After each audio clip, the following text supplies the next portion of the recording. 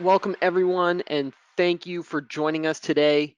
My name is Rex Roberts. I'm the UX design lead at Luxion, and I am so pumped to present to you this discussion and demonstration of new features and improvements in KeyShot 8. As always, a recording of this webinar will be available at youtube.com/keyshot3d, along with a handful of more awesome new KeyShot 8 specific content. So go ahead and give our channel a subscribe if you haven't already. We have Josh and Will monitoring the questions panel, so feel free to ask away at any time during the webinar. If you're watching the recording of this on the YouTube page, please get engaged in the comments and let us know what kind of KeyShot 8 specific content you'd like to see from us. For those interested, the computer I'm presenting on today is an older dual 12-core Intel Xeon, making for a total of 48 virtual cores or threads. But for the purposes of this webinar, I've knocked the cores back a bit from the ribbon just to ensure the GoToMeeting runs smoothly. Although there's a bit of overlap, we've grouped the new features and improvements into the following 5 categories. We have material and volume, lighting and optics, image and output, advanced geometry, and collaboration. And out of those 5 categories, we've selected image styles, cutaway, scattering medium, geometry shaders, and KeyShot Viewer as the top 5 new features in KeyShot 8. So these are the features that I'm going to focus on for today's demo. And if we have some more time at the end during Q&A, we can take a deeper look at some of the other smaller features. And yes, you're right, KeyShot Viewer was officially launched with 7.3, but we've made some nice improvements and added new functionality to the configurator, which improves the KeyShot Viewer experience. So we want to promote that and share that as well. But before we get into the headliners, let's go through kind of some of these nitty-gritty details. We're getting a lot of questions into support and sales for those that are interested in upgrading, getting started in KeyShot 8. So Josh told me actually to send you guys to keyshot.com/try to get the download links, but they can also be accessed from here. But I think it's preferred to go to keyshot.com/try, and you can download the full installers there, get those installed on your machine.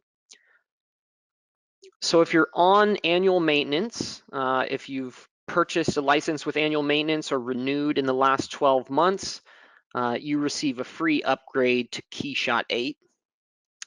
And upgrades are new licenses that were purchased after August 15th. So in this promotional period, receive a free upgrade to KeyShot 8. And with one of the new features, the Migration Assistant, the node lock licenses will transfer automatically through the Migration Assistant for those on maintenance and those who purchased during the promotional period. And if that doesn't happen automatically, you can just enter your KeyShot 7 serial code, and that should work for you. Something that most students aren't aware of is that actually EDU licenses, they're valid for 1 year, and within that 1 year period, you are eligible for free upgrade to the newest version. And those EDU licenses should also transfer automatically with the Migration Assistant. Floating license users, you will be contacted by your sales representative via email with the new license file. Those who are using KeyShot for CAD, you can go through your respective CAD provider to get your upgrade to 8. And then the last point is that network rendering users should send a new request file to license@luxion.com to get started there. So hopefully that clears up some questions about upgrading and getting started in KeyShot 8. So as I mentioned, we do have a new feature, the Migration Assistant. This is a very helpful tool to provide a smooth transition from KeyShot 7 to KeyShot 8. So if your last version was KeyShot 6 and you're upgrading to KeyShot 8, the Migration Assistant unfortunately will not help you there. This is for those using KeyShot 7 only. And it provides an option to copy your settings, so your preferences, your custom hotkeys, workspaces, as I mentioned, license information, as well as your custom resources, so your materials, textures, that kind of stuff. And for those resources, there will be a new folder in your library called Migrated, and that'll contain all those custom resources from KeyShot 7.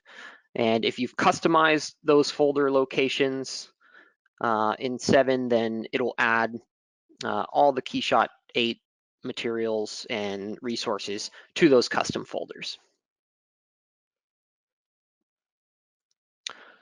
We've updated the license dialog with just a little text to make the description of choices a little more clear. And then we've also made a uniform floating license manager for Mac and Windows, which just makes it a little bit easier for IT departments to handle it.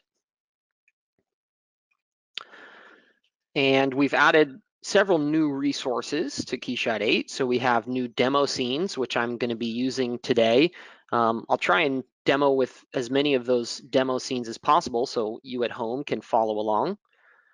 We have a number of new materials that we've added to the library based on the new material types, a couple new textures, some backplates, and all of that new content we've added to the KeyShot 8 favorites folder, so you can see all of that new content in one place. And then another big update is with the KeyShot 8 manual, which you can access from the welcome window, also from the help menu, but we've completely revamped the entire manual, provided some very helpful images and information, more detailed description of how to use these new features. I don't watch this. And existing features. Okay. Derek, please mute yourself. Good, then I'm thinking. Awesome. And we've made some improvements to the cloud library.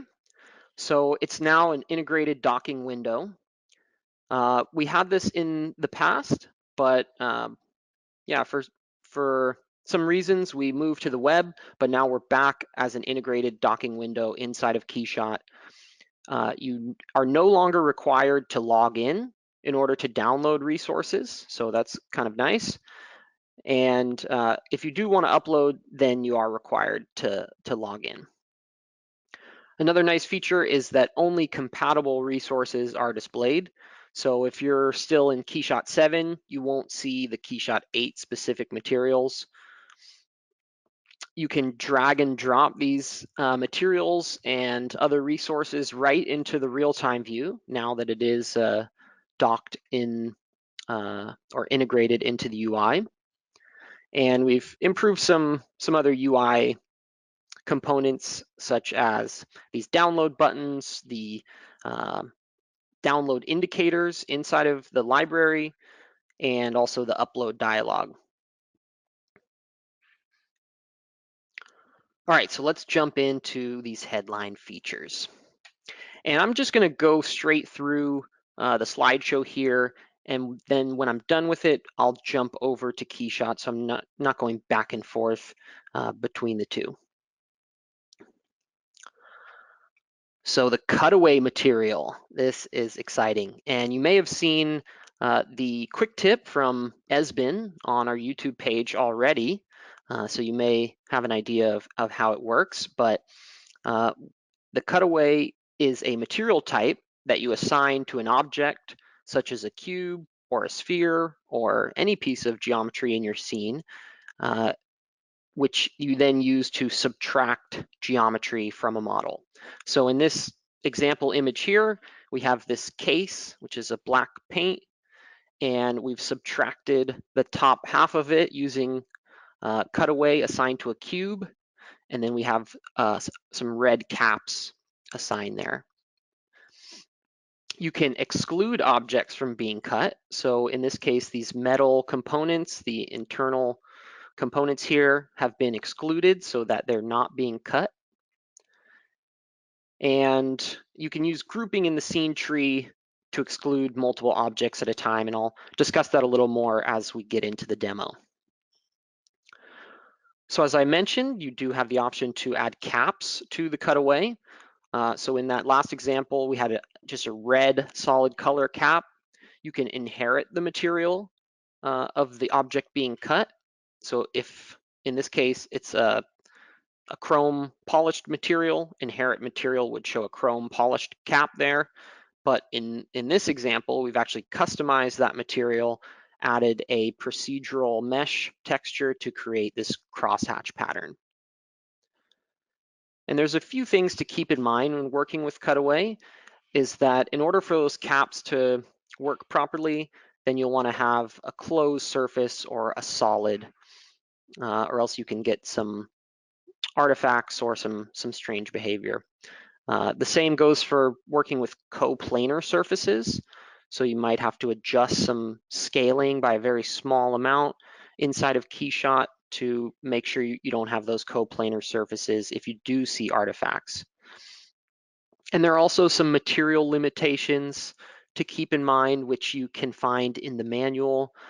I think maybe now is a good time to show you what one of these manual pages looks like. So yeah, this is the manual page for Cutaway. Lisbeth and Dries have done a great job in populating these pages, and you can see we've included limitations and known issues here as well. In case you run into issues at home, hopefully you can reference this to resolve some of those issues.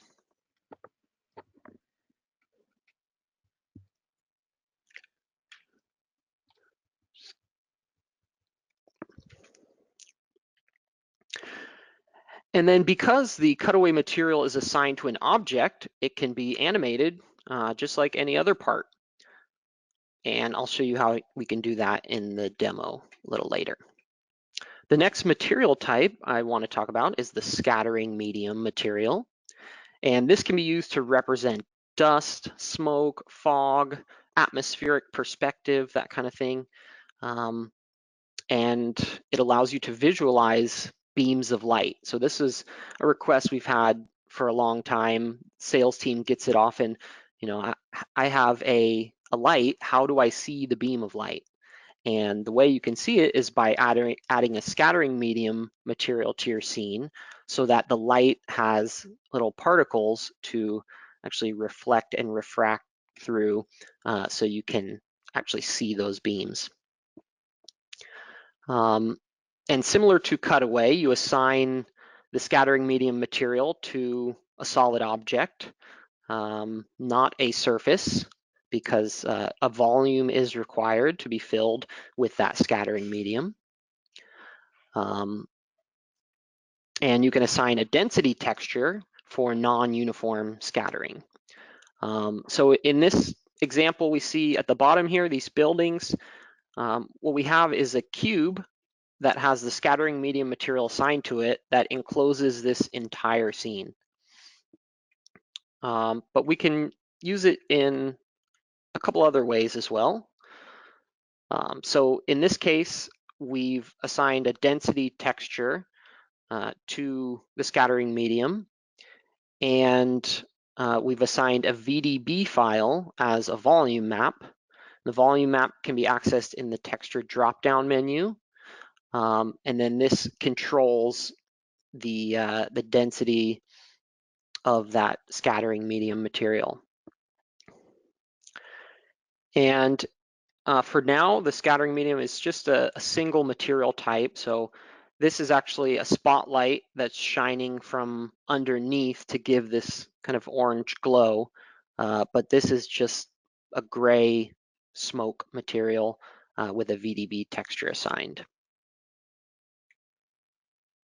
And then it can also be used for porous materials such as sponge or foam. And in this case, it's actually assigned to this little head, and it has some density textures assigned to it as well. And actually this material can be found in the library, so you can play around with it.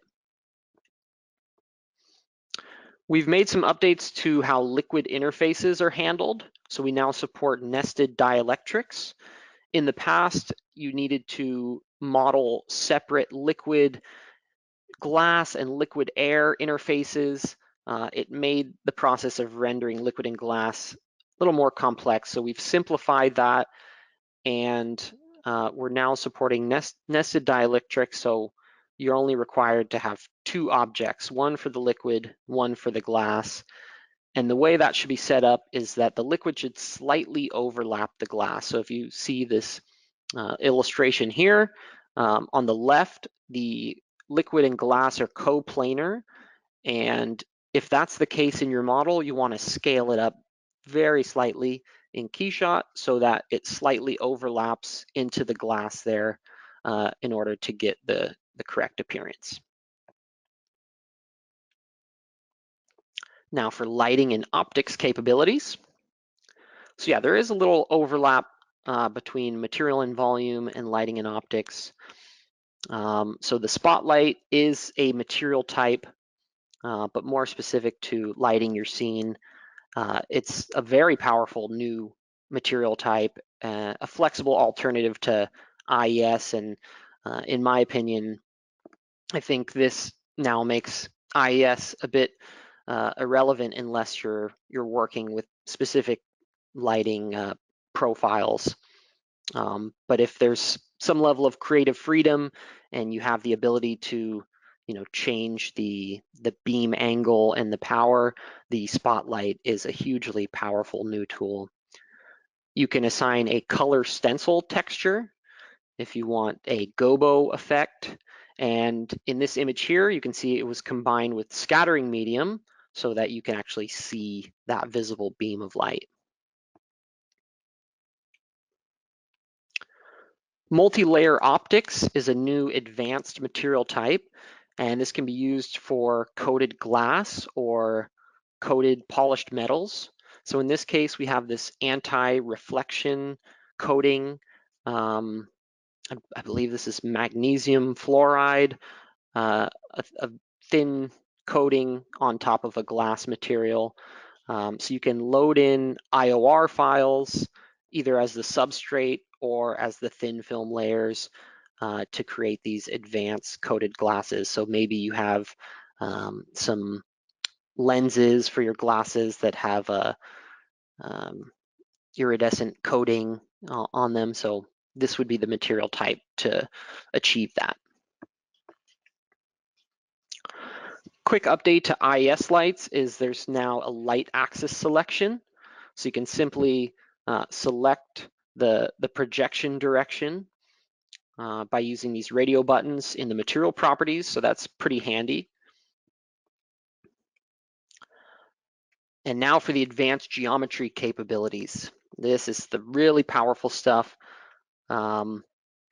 This is available for pro users, and geometry shaders is kind of the general category that includes the three new advanced geometry types, and that would be displacement, bubbles, and flakes.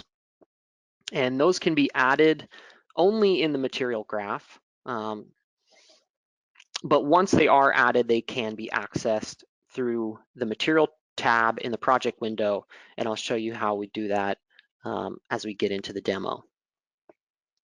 And it's important to keep in mind that the geometry shaders are not interactive, so as you make adjustments, you do have to push those adjustments to the real-time view, and that's done with this Execute Geometry Nodes button you see on the ribbon in the material graph.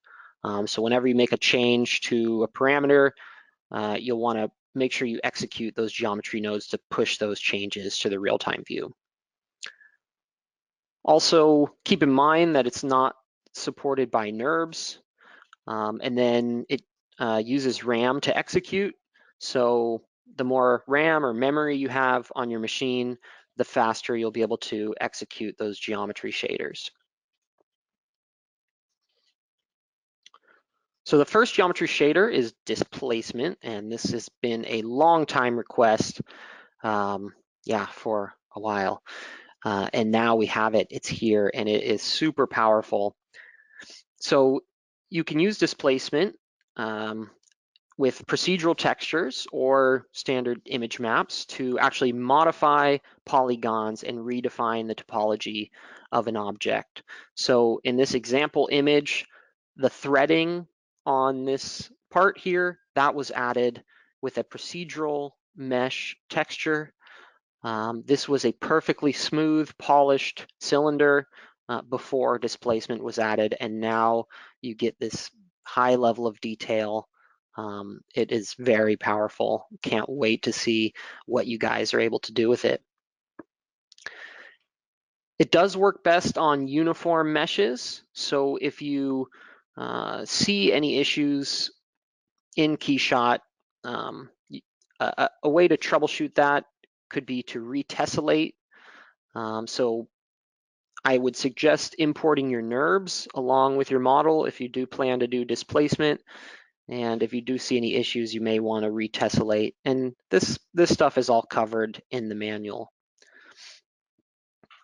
And then if you export geometry, export is also a pro feature as an FBX or OBJ or STL. If you're doing some 3D printing, those exported geometry formats will also include displacement. That's pretty cool.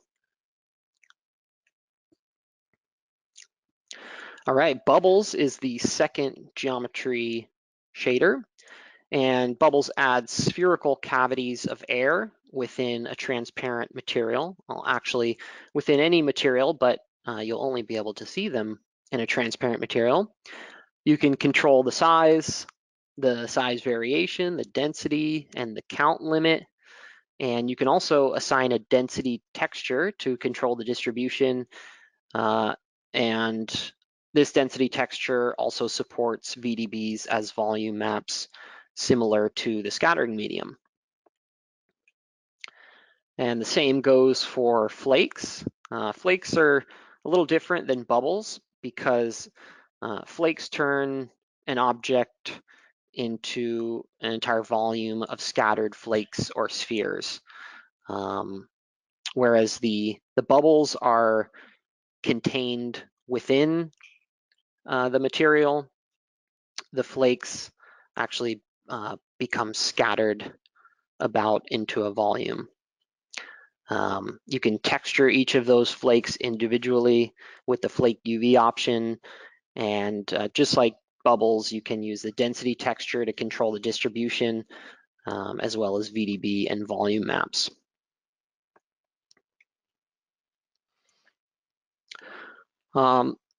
Another use case for flakes is to embed flakes into another material type. So in this case, we have this transparent beige plastic with some gold flakes embedded inside. And in order to do that, you'll need to duplicate that object. So you can have the flakes assigned to one of the parts, one of the duplicates, and the clear plastic assigned to the other. And I'll show you how to do that in the demo. Now for new image and output capabilities, we have image styles, which I think this is my favorite feature. I would call this the #1 feature in KeyShot 8, in my opinion. It's very easy to use. It's very accessible. It's available for HD and Pro users. And it is a very powerful tool to really take your images to the next level without having to go into Photoshop to make small adjustments. So image styles are a full high dynamic range, post-processing image adjustments and effects that can be saved to a list. So you have two options, which are controlled by the radio buttons you see here for basic and photographic. Basic is essentially the effects that we've had in previous versions of KeyShot, and the photographic is the new method, which includes tone mapping and a number of other different options and controls. It's important to note that the image styles are independent from resolution settings. So we have the resolution selection at the top. That is not saved in the image styles, which are then down below. So what's saved within each image style is everything you see underneath that list. What's really cool about these effects and image styles is that it doesn't reset the real-time rendering. So you can sit there and let your real-time view res up and play around or make adjustments to the image styles, and your image will continue to improve in quality as you make those adjustments. It's not going to reset the samples to 0 every time you pull a slider.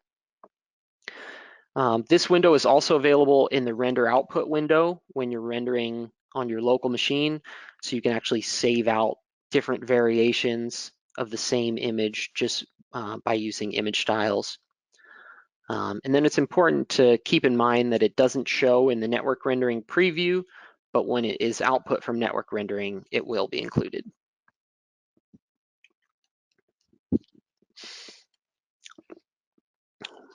A very powerful new method of using image styles, or a feature that is included in image styles, is the tone mapping. So this is inherent to that photographic mode. And what it does is it maps a higher range of values to a lower range that's compatible with standard displays. And what I found is it can make environment usage more versatile when working with different materials, and can be used to remedy blown out lighting like you see here. So in this example image, the lighting was set up for this black material, this I believe it's a metallic paint. But then when you switch over to a brushed metal, then you lose the definition of the brushed effect in these white hotspot areas there. And then when you switch over to photographic mode and get the tone mapping, then you eliminate that blown out lighting and you get those brushed effects back. Another component to image styles are front plates. And this is added through the layers accordion. And we've included some example front plates in the library. And these are just PNG files with the alpha channel, so that you can put that on top of your image and use it as a watermark or to add a logo onto all of your images. And then you can control the opacity, knock it back a bit.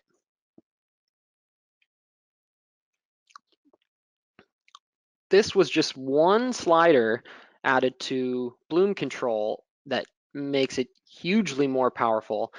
This is the bloom threshold. And what it allows you to do is to clamp bloom by pixel brightness. So in this example image here, if we were to have opened this in KeyShot 7 with this bloom, with these bloom settings applied, this entire image would be blurry because of that.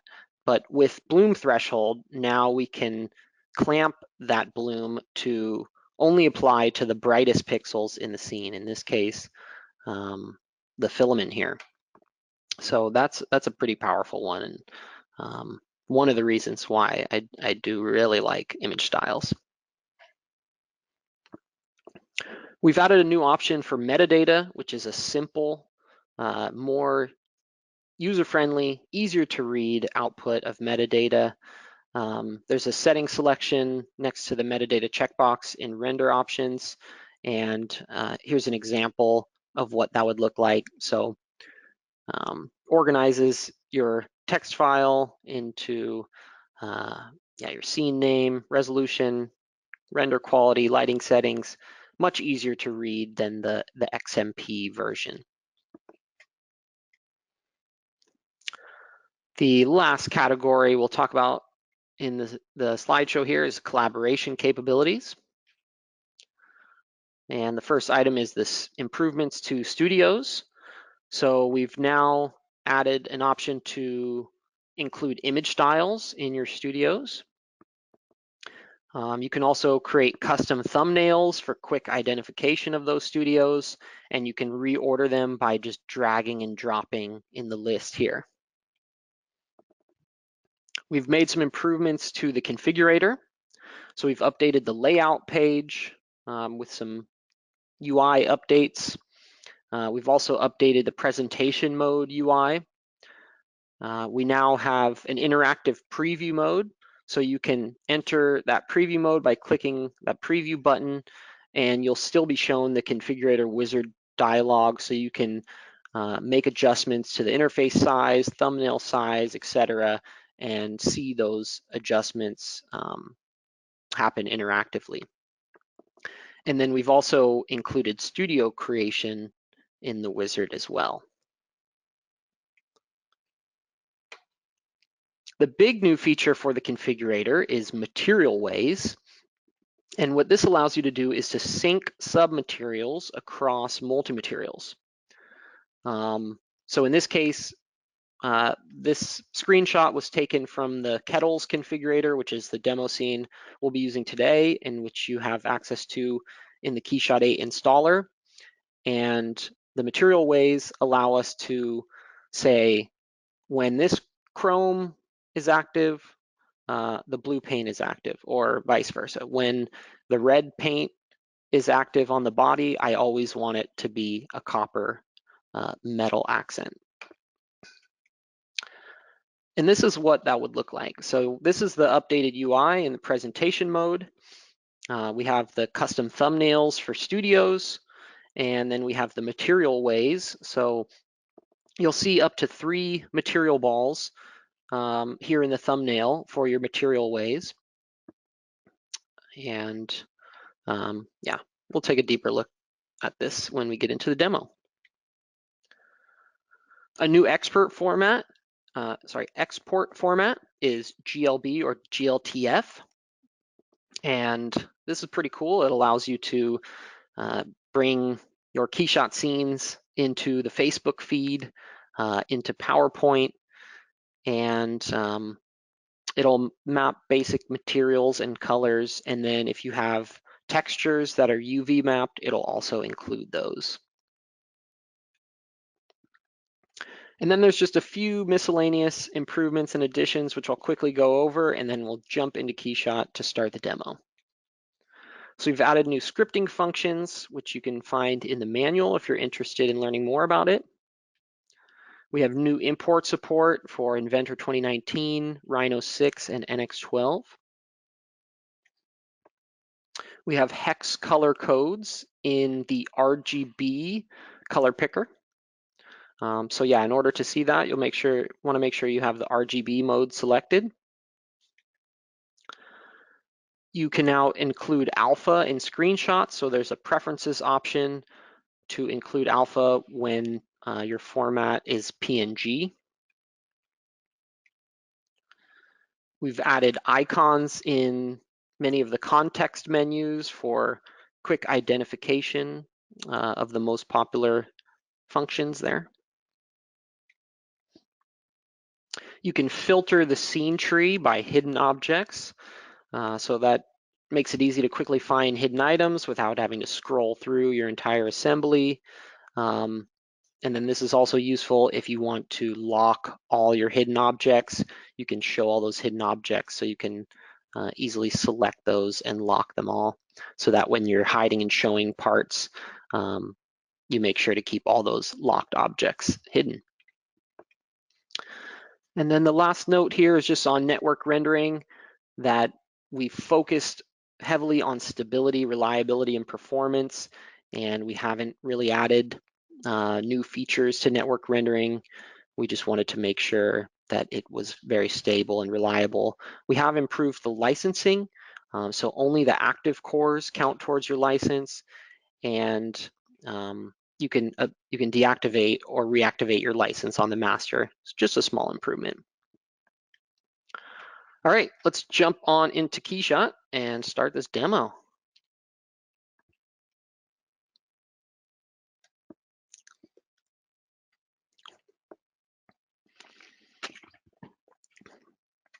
All right, so before we get started, you'll probably notice that the UI looks a little different maybe than what you're used to. So when you first open KeyShot 8, you'll see the startup workspace. There will be text on the ribbon in the toolbar. But for me, I have created my own custom workspace, which I call Basic Pro. I've hidden away many of the icons on the ribbon that can be used with hotkeys. So my workflow tends to use a lot of hotkeys, and I try and kind of remove all the unnecessary icons there. I've moved my toolbar up here to the top left corner, and I just have my library, project window, studios panel, and geometry view. So this is kind of my typical workspace. And yeah, we have the welcome window, which you can access by pressing W. And if we go over to the demo scenes tab, we can see a few of the new demo scenes that are included in KeyShot 8. So the first one I want to talk about is the cutaway. So I figured we can just take a look at these demo scenes and kind of pick them apart so that you guys can follow along at home, or once you have KeyShot 8 installed, you can follow along to get a good idea for how this feature works. So if we look at our scene tree, you can see that we have this assembly, which is this little RC truck differential. And we have the cube, which you can see in the geometry view, which is what we've assigned the cutaway material to. So if I hide that cube, you can see the full assembly of this little differential.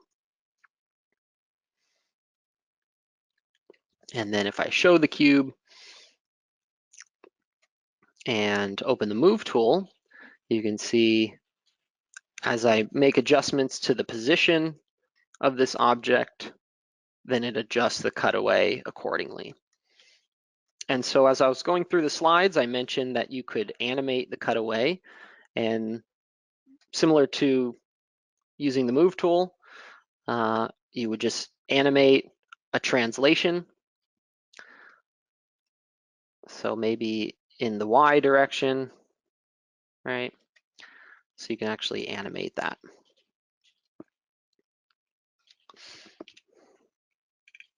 But let's take a look at the cutaway material here. So if we double click to edit the cutaway and jump into the material properties, you can see the UI is pretty simple. We have some options for cap style and then a field for adding excluded nodes.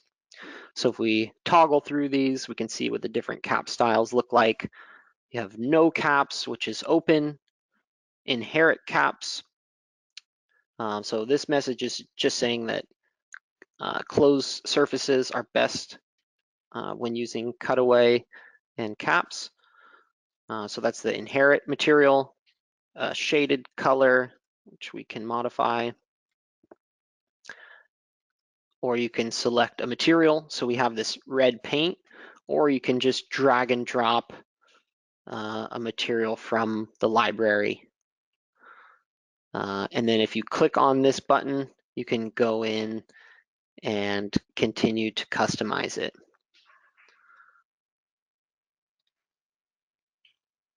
So maybe we want to add a mesh.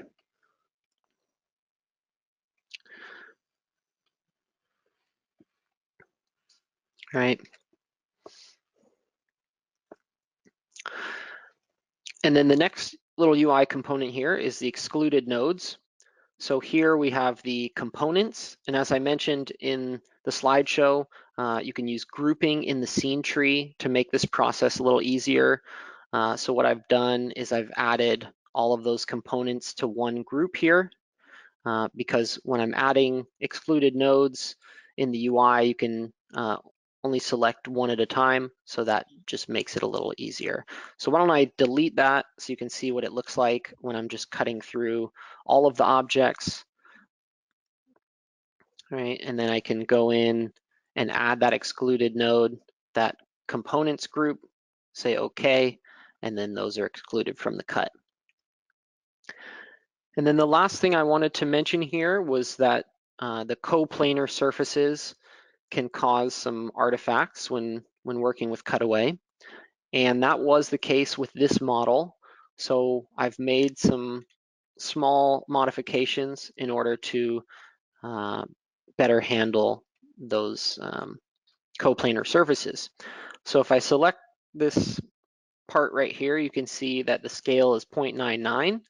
When that scale was 1, I was seeing some small artifacts, which not really seeing now, but yeah, in order to remedy that, I just reduce the scale a very small amount.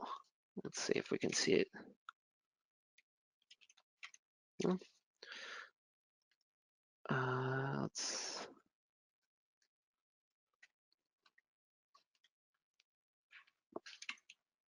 There we go.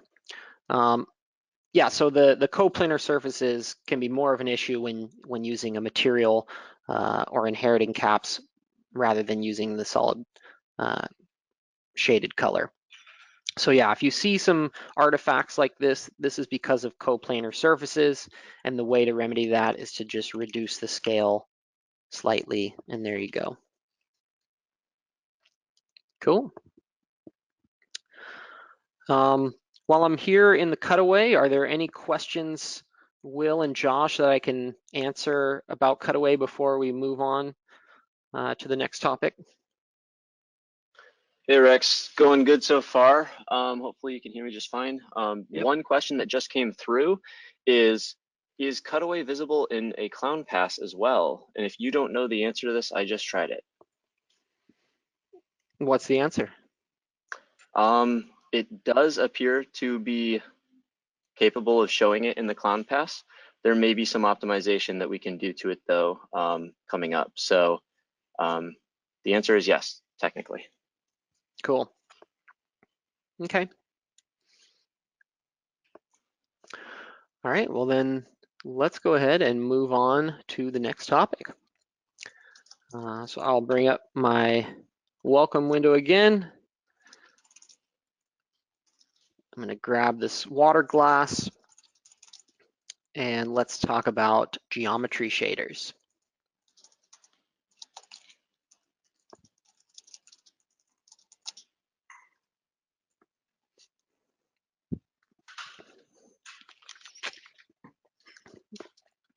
All right, so let's first talk about, let's see.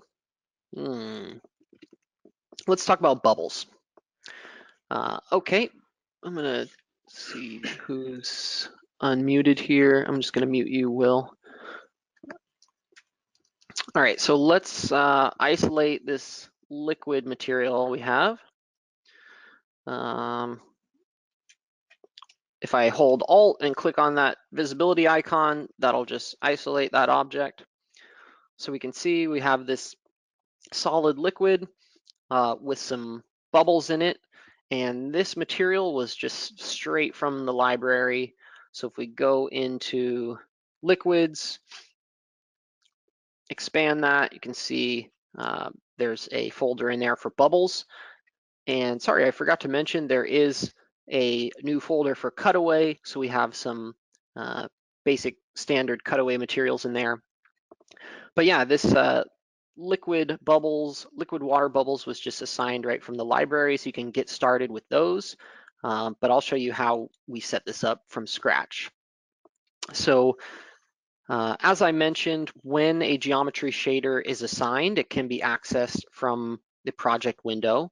In order to do that, you go to the Material tab, and there's an icon here for Material View. So you can select that and then see that geometry node right there. So if you are running an HD version of KeyShot, you do still have all of these materials with geometry shaders, and you can still access and edit those. You just can't create new ones from scratch.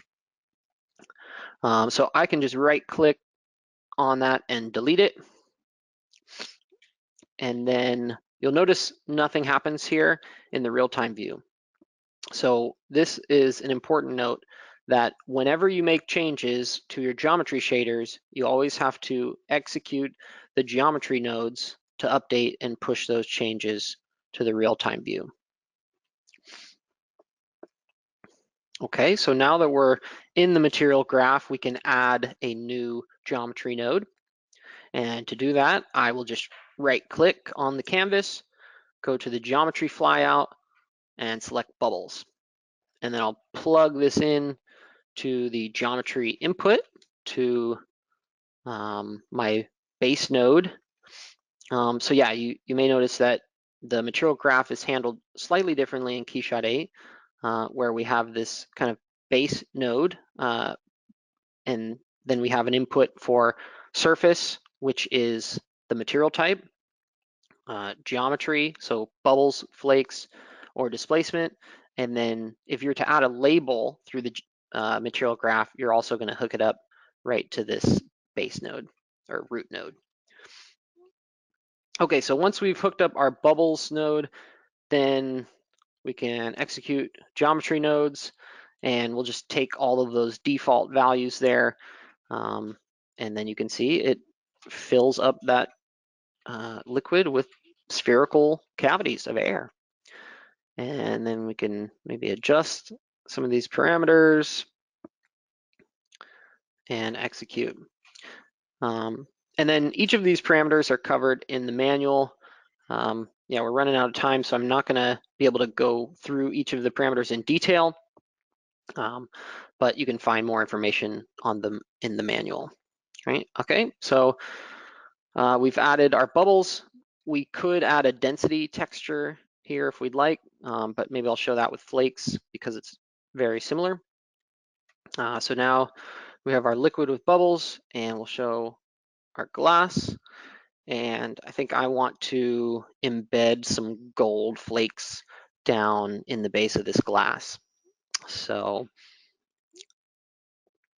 in order to do that, as I mentioned in the slideshow, if you want to embed flakes in another material type, then you need to make a duplicate of that object. So in this case, I'm going to take my glass and I'm going to duplicate it, and I'm going to keep it right in the same position.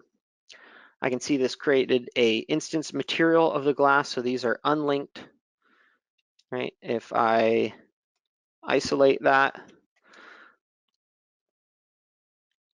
I can double click and change it to a metal because I want metal flakes. And then I'm going to open the material graph.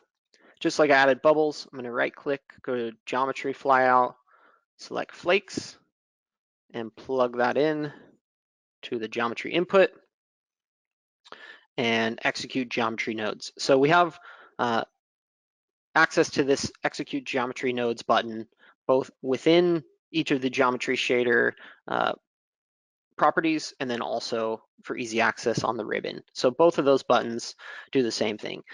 So with the default values here, that's clearly not what I'm looking for. So we probably want to reduce the size of those flakes, maybe increase the density. So that's looking better. And let me show the other glass. So we can see, yeah, we're getting our flakes in there. And then if I wanted to use a density texture, yeah, maybe I only want the flakes to be in the bottom of the glass. I don't want them coming up the side here.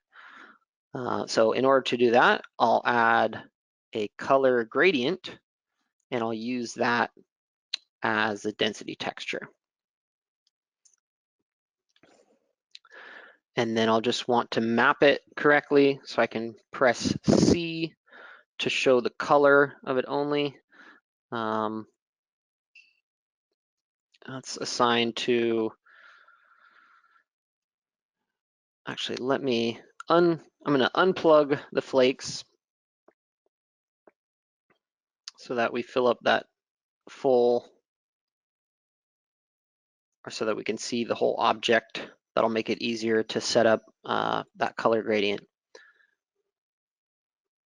Okay, so there.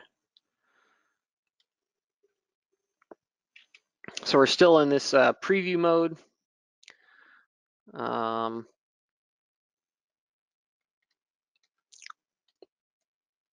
then we'll just adjust the mapping. So I'm going to center on part. Adjust the mapping so that we have the black on top. So black is going to say I don't want any flakes in that area. So we'll set it up like that. Exit the preview mode, hook up my flakes node, and execute. So then we may need to make some adjustments to that color gradient to further dial that in, but let's continue moving on. So we have our glass with our flakes embedded in it. We have our liquid with bubbles, and then the next step is, or the next feature to talk about is displacement. So we have some ice cubes here, and I'm gonna isolate that ice cube, show the ground plane so we can see a little more, and I'm gonna turn off my bloom. So this was just a cube. It started as a simple cube that I added through the edit geometry menu, and I assigned a noise texture to displace that. So if I disconnect that displacement and execute my geometry node, so you can see what that looked like before.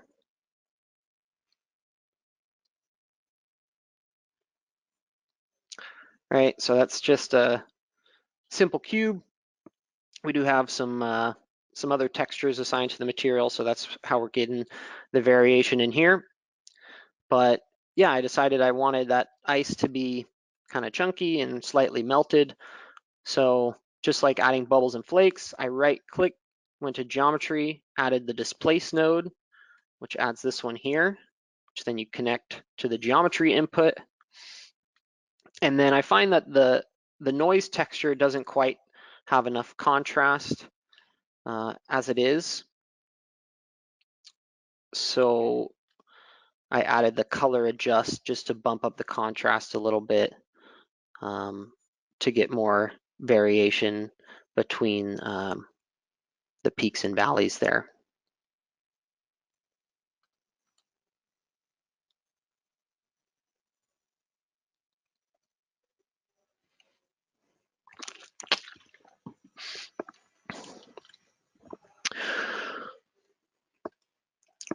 All right, let's move on to the next couple set of features here. And yeah, we're running out of time, so this might be the last set I'll be able to get to. I just wanted to talk about the scattering medium and the spotlight material. So if we go, I'm off the screen here, going into my scenes folder to grab this demo scene, which is included in KeyShot 8, just to talk about the scattering medium and the spotlights.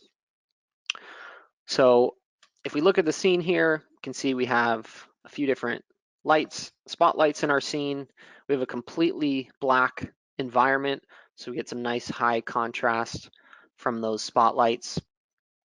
We also have a cylinder with some gold flakes in there, so we can hide that for now. And then we have our scattering volume, which you can see in the geometry view is a cube that encloses the entire scene, right? So the spotlight, the ground plane, that's all enclosed by this cube. And if I hide that cube, you can see we no longer have the visualization of that beam of light.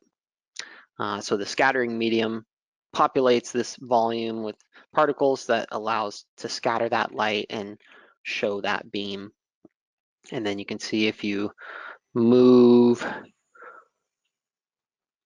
the spotlight using the move tool, it'll also move the light as well. And then a nice little tip when working with spotlights is if you want the light to be directed at an object, you can actually pick that object as your pivot, and then you can rotate around and it'll stay focused on that object. So let's look at the material properties for the spotlight to see what we have here. So you can adjust the beam angle. You can control the fall off. So if you want a nice sharp edge there, you can reduce the fall off. If you want to soften the shadows, then you can increase the radius. And all of these parameters are in the manual. Now, if we look at the scattering medium, we can see that this is pretty simple, no texture, just a volume of particles that allows the light to scatter through there. And then we also have a folder with a variety of new materials with the scattering medium. All right, well, it's just about 11 o'clock. I could continue on here, but I'd like to maybe open it up for questions to make sure we can cover those if anyone has to run. So you guys have any questions there? Hey Rex, also things are looking good. I noted a few quick questions that popped up more than once, so I think it may be good to address them.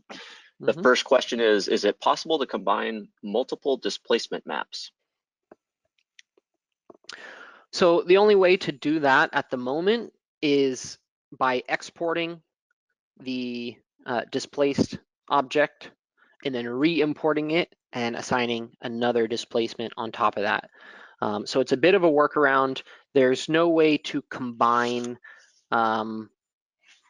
multiple displacements like you have the bump add utility. There's not a displacement add utility, but you can use some other utility nodes, right? You can use a color composite. I've been doing that. That works quite well, to take two maps and blend them, and then displace the combination of those two. So that is an option if they can get that to work. But you don't have quite the control you would when just manipulating each one individually, right? Yeah, that's a good point. You have blending modes, which you can use. So there's a number of blending modes that can get them to either screen or multiply, which will either add or subtract each of them. And then you have a slider for the strength of each one. So it does work pretty well, but you're right, not the same as bump add. Okay. Another quick one here is, do image styles apply to animations? Yes, they do. Yeah, image styles apply to every type of output. So if we open up the output window, they'll be in still image, animation, KeyShot XR, and configurator output. So whatever you're seeing in the real-time view when you add an image style is what you'll see in the output.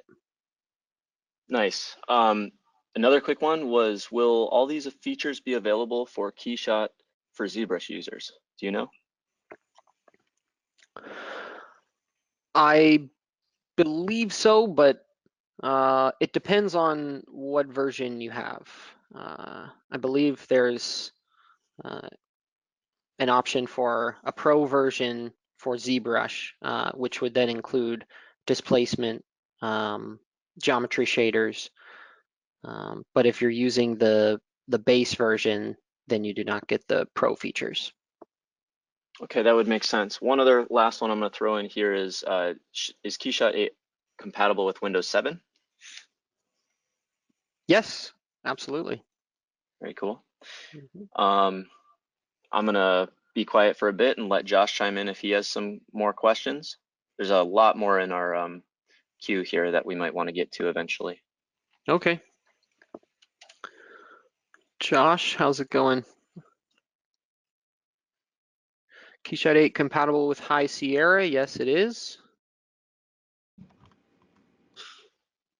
Good, good. There was one I was interested to find out about. Can I export, Brett asked, can I export the Cutaway as an STL? I actually haven't tried that. Yeah, that's a good one. So we'll have to try that one out. Interesting. Yeah. I would guess no, because it's not actually modifying the polygons like Hmm. displacement or geometry shaders do. It's just essentially hiding part of this geometry. So I would imagine if I tried to export this scene as an STL, I would actually get a cube in that export as well. Mm-hmm. So, I just gave it a shot, and that is correct. okay. One person asked about exporting GLB and GLTF for Facebook and PowerPoint, and they're asking, are we referring to interactive XR scenes? No, this is actually a 3D file on Facebook or in a PowerPoint, which uses OpenGL. So it's kind of a shaded mode. You don't get the realistic materials you get inside of KeyShot or in KeyShot XR, right? So it's not that very high quality rendered output. It's kind of a shaded, good enough kind of mode. Yeah, it's a an output that is gaining a lot of popularity over WebGL. So you'll be able to find even on the GLTF the website where they I forget the website exactly, but they'll show the integrations and the list of plugins. There's lots of options for this. So and we'll document some of the most common ones out there, so you can use them in your presentations and whatnot. Yeah, Julian was asking if it can be viewed in Google Cardboard or Oculus Go. And yeah, I opened up some GLB files just in the Windows 3D viewer. So yeah, I believe they're compatible with Google Cardboard and Oculus Go as well. Yeah, and there is some development on that brings GLB, GLTF files into VR. So it is possible, very possible. So yeah, good stuff. Jonas is One other asking if we can animate displacement. And yes, you can. Cool. One other thing that I saw somebody ask, I have a feeling we'll have some more people asking the same question. They say when they switch from basic to photographic mode, it drastically changes the lighting to become very flat. And I'll offer really quickly that that is to be expected because you're gaining a bunch more kind of dynamic range, so to speak, to play with. So you then, when you do that, go down and adjust your curves and your other adjustments to remap or redistribute that light. So it is more than just a one-click operation. I will at least mention that. Yeah, I had the same experience. I thought I would see what I have in basic when I switched to photographic and then be able to adjust from there. But the way it was explained to me by development is because that tone mapping is applied, you're going to get that change. So um, you can, the way I started doing is adding the image styles up there up above. So you just keep track of the image styles you want, get rid of the ones you don't want, and then adjust as you need from there. So I think you'll uh, find some ways to really work with that once you get into it. Yeah, and then something else that's important to mention is you may notice the background turns a little gray as well. if you are using a solid white background. So to remedy that, you can use this background color override. So when I enable that, then you get the solid white background again. And then as I mentioned in the slideshow, using tone mapping to make environments more versatile, right? So we have the lighting set up for this scene. Go back to the default values. And then if I switch over to this brushed version, you can see that all that brushed detail gets blown out and gets lost. And that's when tone mapping comes in and you're able to get that detail back. Then we can use the background color override, and then we can make some more adjustments there. And then Josh, I think you had some news to mention. Yeah, so we had just an incredible beta for KeyShot 8. Y'all who sent feedback, you guys made KeyShot what it is, and we are incredibly grateful for that. Thank you so much. We did hold a little contest for the beta users. You can see all the entries on the KeyShot forum beta contest board, and I'll just post that link right there. And my goodness, there were just some incredible entries and KeyShot 8 examples. Rex, I think it's harder to get to pick winners out of these contests, honestly. There is so many amazing visuals. We'll post all the results very soon in the same board, but we wanted to announce the grand prize and the first place winner right here. So first place, without further ado, goes to David Mers. And I would just say David is the bubble master from now on. If you want bubbles, see David. He had a great approach to using VDB to control bubble density. Some of us even here at Luxion didn't even know about it. So nice one, David. Very cool. And for our grand prize winner, oh my goodness, boys and girls, Peter Gill, scheming those schemes, or rather KeyShot scenes. Peter provided just a huge amount of input and feedback during beta. Really appreciate that. And he also just showed how far you could take KeyShot 8, and I imagine he's going to take it a lot further just from what he was sharing. You guys need to stop over to that that beta board and keep an eye on Amazing Shots forum board to see what all the users are posting. Again, we'll post the finalists and winning entries on the beta contest forum board. And, download KeyShot 8 if you haven't yet. We can't wait to see what you do. Just a couple more things. If you haven't tried it, go to keyshot.com/try and download it. And just tell us what you think.